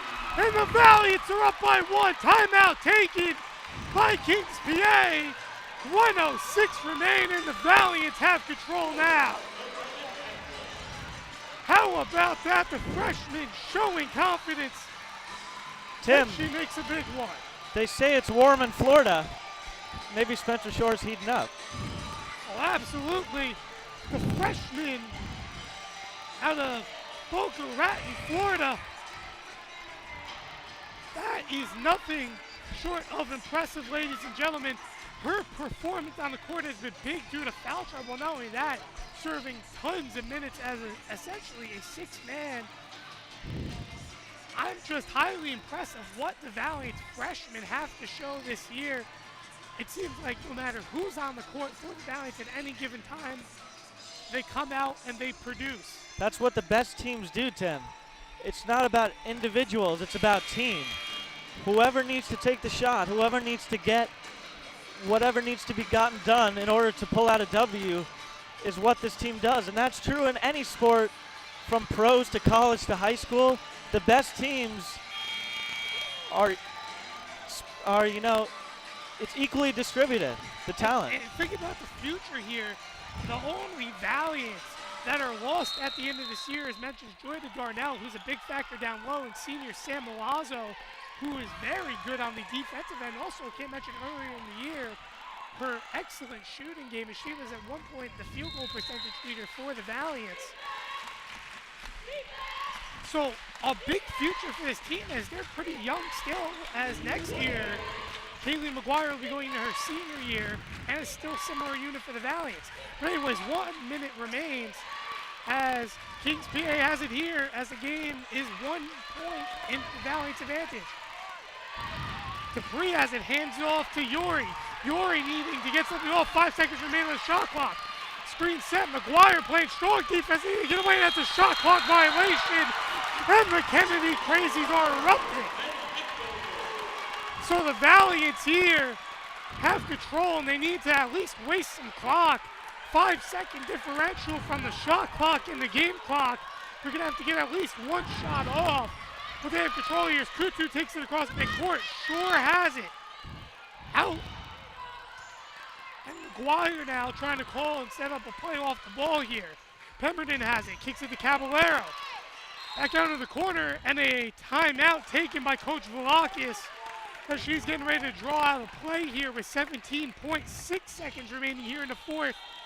And this nail biter continues, ladies and gentlemen. Valiant still have control here as they got to draw something to waste the clock. Well, what Coach Velakis was trying to get, but I guess it was too loud for them to hear. That's why she called the timeout. She wanted them to dribble it up towards the half-court line and kind of just play catch back and forth and burn out some clock. So I'm assuming she's going to draw up a play similar to that, but obviously they're going to have to put up a shot eventually, just 12 seconds to work with.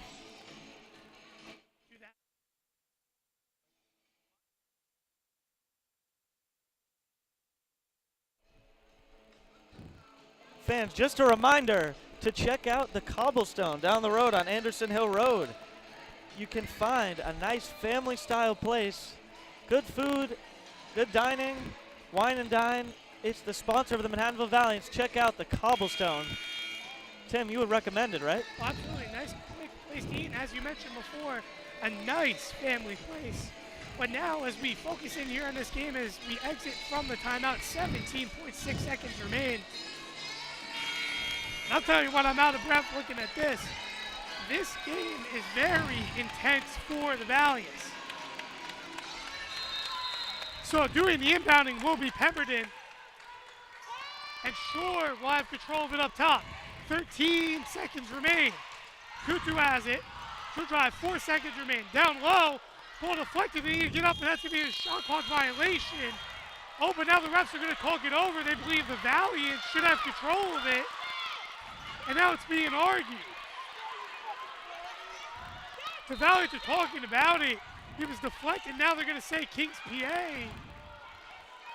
They're actually going to direct them over to their benches to talk about it here. Kings PA believably deflected it out of bounds. So they're going to talk about who should get it here. Actually, now they're going to say timeout taken. Although, Tim, by Kings PA. Even if, to me, the problem is, even if that's off of the Monarchs, Manhattanville only has about a second or less to work with because the ball never hit the rim. Oh, absolutely. So they'd grab it with probably 0.8 seconds anyway. Well, now the Valiants have to play arguably their best defense of the evening, as Kings PA will get this ball at mid-court with 5.4 seconds remaining. And no matter who wins this game, ladies and gentlemen, both teams have really earned it today. And it shows why, along with FDU Florham, they're at the top of the conference. Oh, absolutely. Both teams have been on top of their game. As I mentioned earlier, this game has not been separated by more than 5 points since we've gotten to the second half. The Valiant's overcoming a 10-point deficit at 1 point in this first half. However, since then, this game has not been far off. Both teams fighting. Valiant's finally getting back the desired lead they need. But now, like I mentioned, need to play the best defense of the season if they are going to get this win. And this win ever so essential because now you have a game not necessarily to give away, but you have a break as up top. 4 seconds remain. Trying to work it down low. Big shot here off the mark. And a late foul! A late foul is called with 0.1 seconds remaining.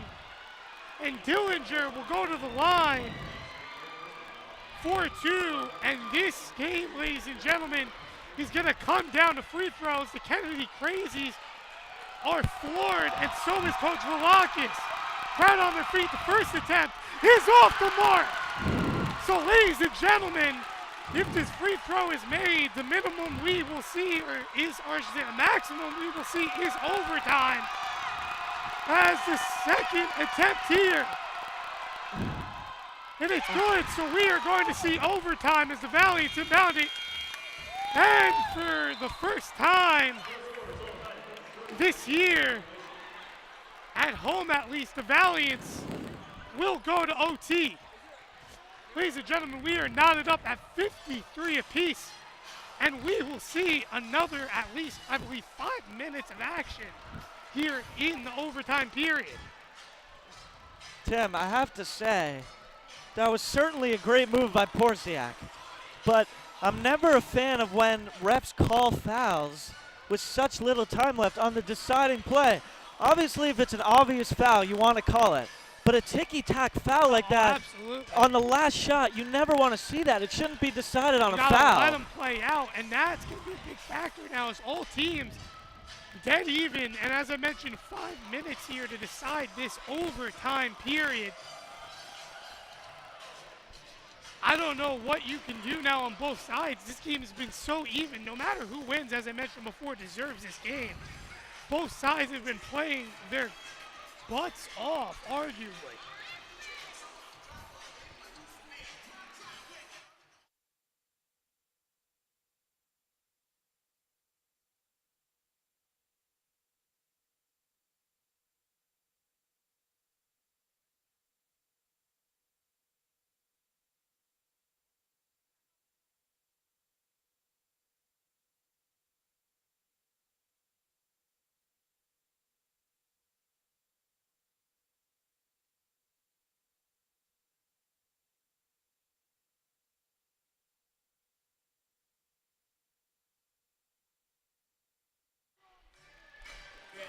So, ladies and gentlemen, as we get ready here for our overtime tip-off, it'll be McGuire that does the tipping off for the Valiants, and it's going to be won by Kings PA here. So the Valiants are going to have to play strong defense and along with Kings PA as they have it up top. Driving down low, this steamer has it handed it back out to Yori. Yori putting it up, King had to fall. Ball deflected out of bounds and will go to the Valiants. So the Valiants undefeated at home, trying to keep that streak today as now late substitution coming in. Kaimani Jones will enter for freshman Spencer Shore, who arguably made a clutch three-pointer that could have sealed this game. However, that late call sent us to the overtime period. So working around, Kutu has it. Screen set by McGuire. Pemberton, now up top looking down low. Caballero has it out to Kaimani Jones. Jones looking to drive to Pemberton. Kick at the fall. Caballero fights it, she has it. Coach Velakis, though, is going to have control here for a unit as the shot clock should reset here. And now Spencer Shore looks like she's going to re-enter the game.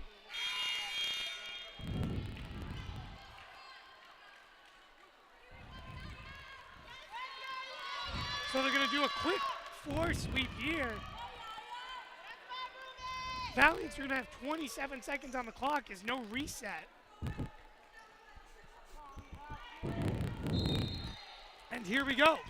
Spencer Shore will get the inbound. Ball deflected. Yori will have it. Kings has been reading that all night. Down low.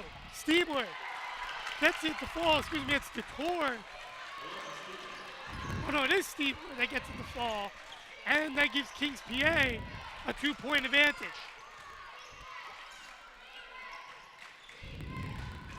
Kutu, she drives. Now to McGuire. McGuire thinks, oh, they're going to say she traveled. Tim, they're calling this so close. They're not even giving the people a chance to put it on the floor. I mean, these are really tough calls, and it's bad situations to put the Valiants in. Well, absolutely. Now, a late substitution here. Kaimani Jones will re-enter now again for Spencer Shore. So 3:45 remain. And this game is going to come down to the wire yet again, ladies and gentlemen. 2 points separate both teams here. Kings PA trying to put the deficit to 4 as Stieber has it down low. Great pass and the roll-in as Porciak makes a big bucket there. She has 17 on the evening. 3:20 remain. Kaimani Jones has control of it. Jones out ball was possibly deflected there. 3-ball for Kutu. He hit the fall, but it'll be caught. All they're going to say, Kaimani Jones stepped out of bounds. Great hustle by Jones, but she was in between two Kings PA defenders. Had a hard time tiptoeing the baseline. Manhattanville needs a big stop here. And they're going to play aggressive defense. You need 2 stops at least to get back into this. So up top, Detour has it. Porciak now will have it up top. McGuire on her, screen set by Stieber. Almost a moving screen as a shot. A big shot there for 3, made by Stieber. And up by 7 is Kings PA.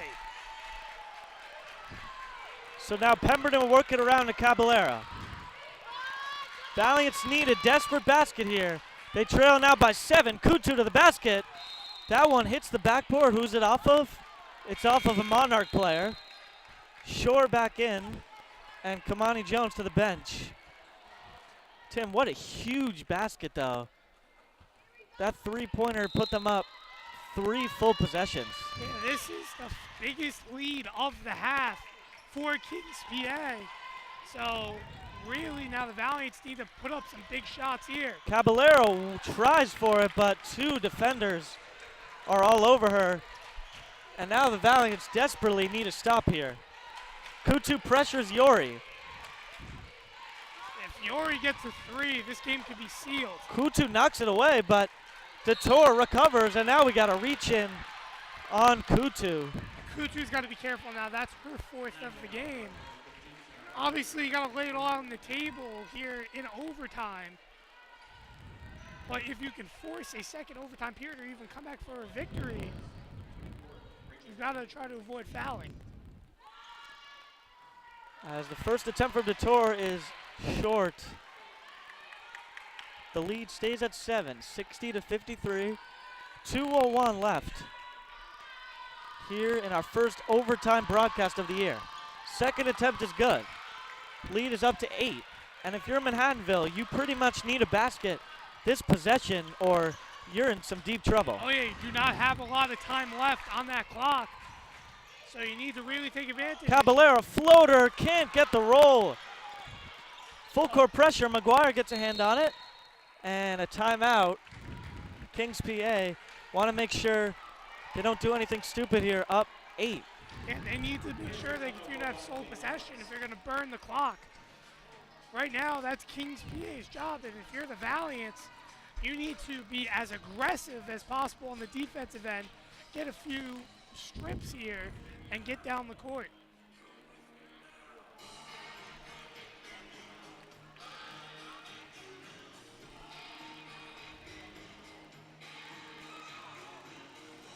But Tim, if you're the Valiants right now, Obviously, there's plenty of time, but this possession is going to be important. But this will be a heartbreaking loss if you lose, only because that last possession that was called a foul seemed to be great defense by Caballero, as we mentioned. But it's going to be a tough, heartbreaking loss if Manhattanville can't hold on here, because they came roaring back and would have won that one by 1 point. Oh, absolutely. You know, it stinks to see, you know, maybe a controversial call being the factor of what this game could have been. However, as I mentioned before, whoever wins this game really deserves it. Both teams have really been on top of their game all game long. Great defense there by Kutu. 7 on the shot clock. Porziak travels. Yep. But on the opposite end, yes, it is a turnover, but that is an excellent job on the defensive end. As the senior Milazzo replaces the sophomore Caballero, and Manhattanville is going to really have to try to score here. They're down 8. Well, this is why they bring in Milazzo. Milazzo, very good at shooting. You could set her up for a play even beyond the arc, and she can possibly potentially drain it. Kutu, corner to 3. Partially blocked, I believe. And the Valiants are running out of time here with just a minute to go. And Kings is just going to burn some clock. 22 on the shot clock. A minute to go here in OT. And if I'm the Valiants, after this drive, you got to start fouling. There's just no way. But what you have to do, too, is Sarah Kutu has 4 fouls. You don't want her to foul out. And McGuire reaches in partially for the steal, but I believe also knowing that eventually you're going to have to foul anyway. And this is trouble now. McGuire also with 4 fouls. So Porziak will shoot 2. First attempt is good. 9-point lead with just 46 ticks left. And Porziak with 18, that leads the unit, as she's been excellent today. As she nails both. Kennedy Crazies were unusually quiet that time. Valiants trail by 10, 42 seconds to go. This one's basically over. Kutu to Pemberton. Pemberton from beyond the arc. Actually, they rule it now a 3. So leads cut to 7. They're going to have to foul right away. Oh, it's off Kings PA, and Manhattanville's getting it back. You know, there's this one time, Eli, I saw in the national tournament where Texas A&M was down 11 with 26 seconds remaining. They worked their way back to win and advance on to the national tournament. But the same to be said right here for the Valiants. Doesn't look good as they turn it over immediately. And Kings PA. And that's going to foul out Kutu there on the play. So Kamani Jones will be back in. Kamani Jones, Spencer Shore, Milazzo, Amanda Pemberton, and Kaylee McGuire will round out your 5 for the remaining 31 seconds. But this one's basically a wrap. First attempt, Porziak, nothing but net. And I would imagine that if you're going to shoot the 3 ball here, you're going to have Spencer Shore and imaginably Amanda Pemberton shooting that long ball, as that's not really the specialty of Kaimani Jones. So with just 25 seconds, Pemberton will take another one and nail another one. And now you got to foul immediately. Spencer Shore is going to be all on top here. Huge shot for Pemberton. Great job by Milazzo. You got to foul. Oh, the trap. Oh, we got a foul called. Nearly a steal, Tim, but a little too over-aggressive. I guess the refs say was Milazzo. No, they're going to say Kaimani Jones on the foul. Kamani Jones, okay. So one of them was too aggressive. It leads to a foul. You needed to foul because the shot clock is expired, so I don't see why you didn't foul right away there. Well, they wanted to go for the steal first, which they almost got. But unfortunately, you have no decision but to foul, as you mentioned. So Kings PA, this is going to be important free throws for them. If they miss them, Manhattanville has a chance to make it a 1-possession game with a make. You know, and if I'm the Valiants, maybe one thing I may consider if they can come up and make another big shot here, assuming they can get a stop here on the free throws, is potentially doing an off-ball foul during the inbound. That's going to be something that will save time, and you will basically have the same amount of time when you get the ball back from the free throws.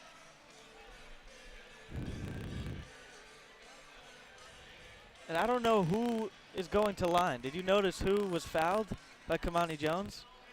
I believe we'll see after the timeout, but I may be wrong on that.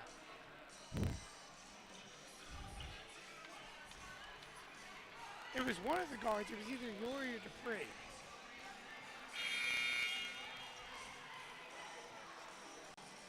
It's not Yori. Oh, they're going to say, so they're going to say the ball was deflected out of bounds. Not even a foul called. So Kings PA will inbound. Oh, Kamani Jones deflects it, but it's last touched by her. 20.1 on the clock. 64-59. Kings has got to get it in. Nearly a 5-second violation. They get it to Porciak.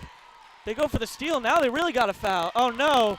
They go full court to Stieber, and Stieber's going to dribble it out. Go. Now they foul.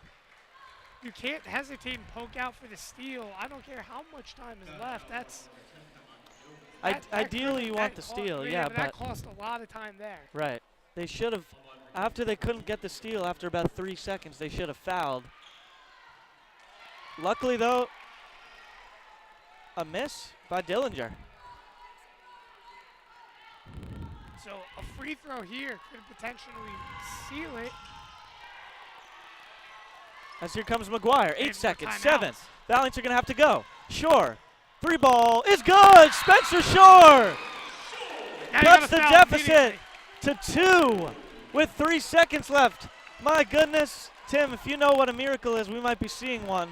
Manhattanville has cut this to 2. Now the problem is they're going to have to foul extremely quickly, and if the Monarchs make both free throws, this one is going to be back to a 2-possession game. It's notable the Valiants don't have any timeouts remaining, so you're going to need basically a miracle and hoping at least one free throw is missed. The other situation is here as well, is that for the Valiants, you need to make sure that you can foul immediately. You know, if you can't foul immediately, this game's going to be sealed, so you have to be on top of everyone. This is, as I mentioned, the perfect time now for an off-ball screen. It'll get you something set up and at least give you 3 seconds to set up a shot from at least half court.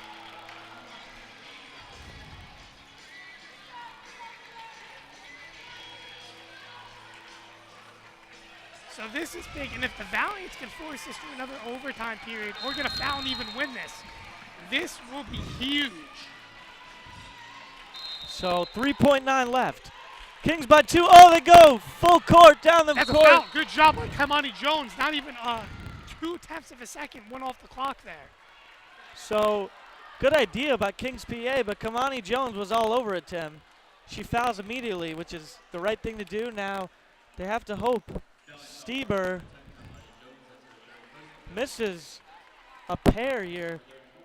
If she makes one and misses one, the Valiants can tie it. I was going to mention Stieber went 1 for 1 in her last free throw attempts. So the Valiants here having to come up, and same thing with Kings PA. As Stieber goes to the line, they're going to come up with a plan. And I think the big thing here is if you're Spencer Shore, a big 3 can yet get sealed. She's made 2 big threes now for the Valiants.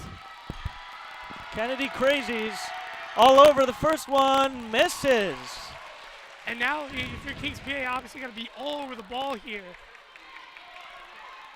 And look, and now they're screaming back. Stieber's second one is good. So you have 3 seconds. No timeouts. They got to go the length of the floor. Kamani Jones at the buzzer. Oh, close.